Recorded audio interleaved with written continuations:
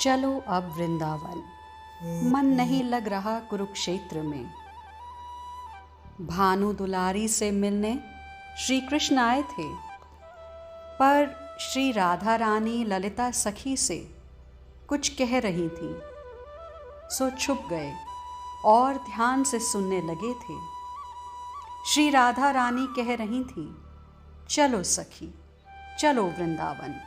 मन नहीं लग रहा कुरुक्षेत्र में अब। पर आप ऐसा क्यों कह रही हो? श्याम सुंदर तो है ना यहाँ? ललिता सखी ने कहा। सखी, प्रियतम श्याम सुंदर वही हैं। यहाँ कुरुक्षेत्र में मिल भी गए और राधा भी मैं वही हूँ। हम लोगों का मिलन सुख भी वही है, पर वो बात नहीं है जो बात वृंदावन में थी।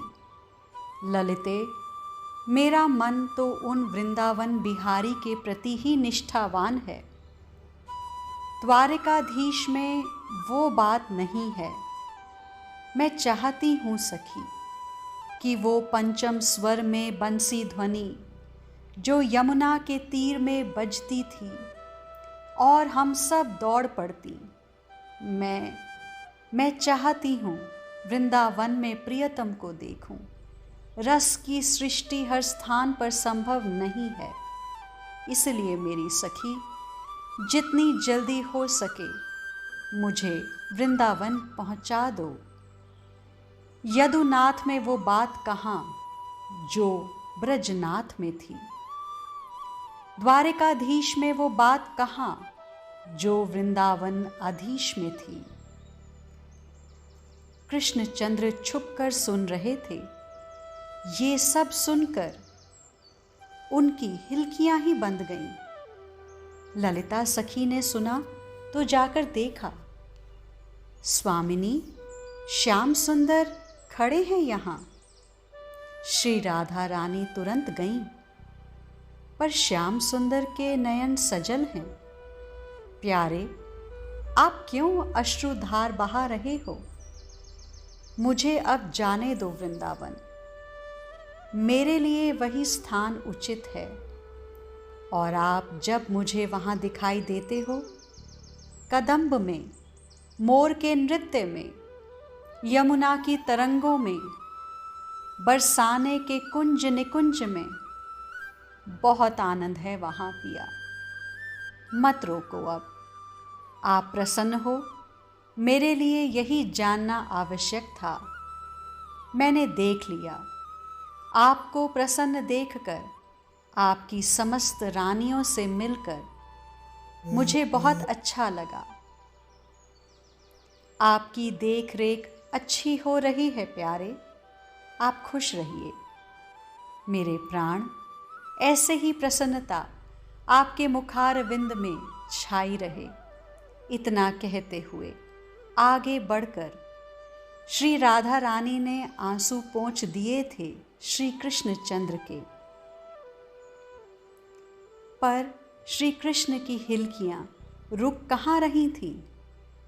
ऐसा मत करो। बैठ गई श्री राधा रानी। गोद में श्याम सुंदर का शीस रख लिया।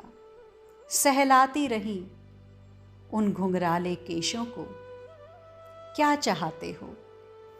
जब श्री कृष्ण का रुदन नहीं रुका, तब पूछा श्री राधा रानी ने, बोलो प्यारे, राधा से तुम्हें क्या अपेक्षा है? एक बार मेरी द्वारिका में अपने चरण रख दो राधा। कृष्णचंद्र जी ने विनती की।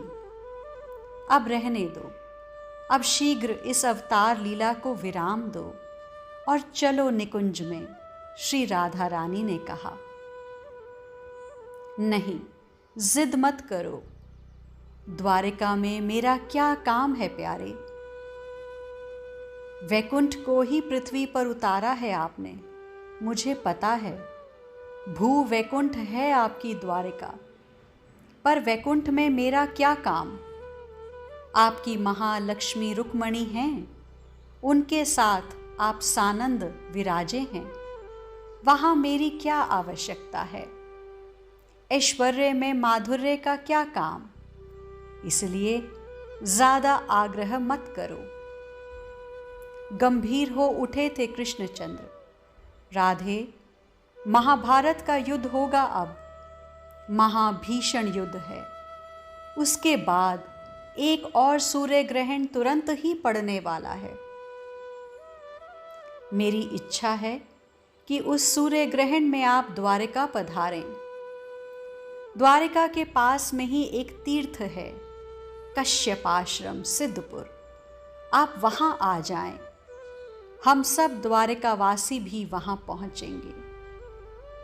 मैंने बाबा से और मैया से भी प्रार्थना की है। मैया तो मना ही कर रही थी, पर बाबा ने मेरी बात मान ली है। हे राधिके, आपके श्री चरणों में मेरी यही प्रार्थना है।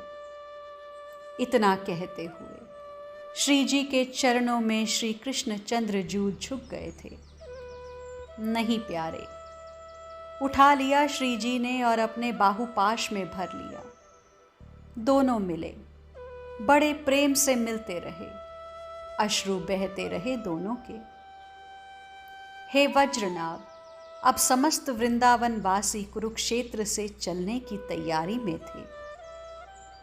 नंद बाबा और वसुदेव जी गले मिले विदा होते हुए। देवकी मैया, रोहिणी मैया ने मैया यशोदा का बहुत आदर किया और बहुत प्यार किया। ये हैं भी प्यारी मैया, कन्हैया की मैया। कन्हैया तो बस अपनी मैया से ही चिपके हैं। चल, तू भी चल वृंदावन, मैया यशोदा ने विनोद में कहा था। पर फिर हिलकियां फूट पड़ी श्री कृष्ण की। ऐसा सौभाग्य कहाँ है मैया, तेरे लाला के भाग में। वो तेरे हाथ की माखन रोटी, बस इतना ही बोल पाए श्री कृष्ण। मनसुख को गले से लगाया श्री कृष्ण ने। श्री दामा तो बस रोते ही जा रहा है। अन्य सखा भी विरह कातर हो उठे हैं। ललिते से कृष्णचंद्र ने कहा, मेरी प्यारी राधा का आप लोग ध्यान रखना, संभाल करना। ललिता सखी रो गई तो अपने हृदय से लगा लिया श्री कृष्णचंद्र जू ने। अपनी अपनी बैलगाड़ी में सब बैठे और कुरुक्षेत्र से श्री वृंदावन धाम की ओर चल पड़े। आज के लिए इतना ही, शेष आगे। श्री राधा।